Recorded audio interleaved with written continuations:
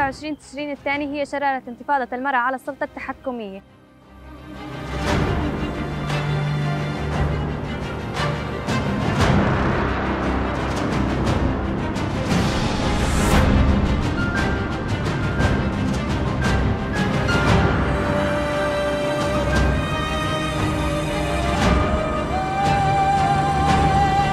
انتفاضة 25 تشرين الثاني بداية نضال ضد الذهنية التعسفية.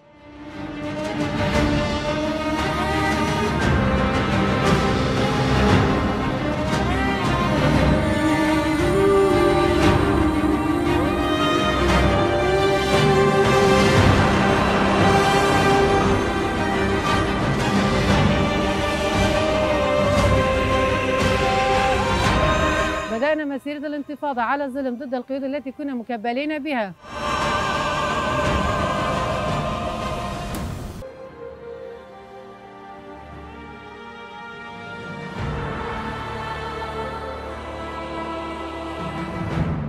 كفى دقائق من الخوف والإذلال، لدينا الحق في الحصول على جميع حقوقنا من الحرية.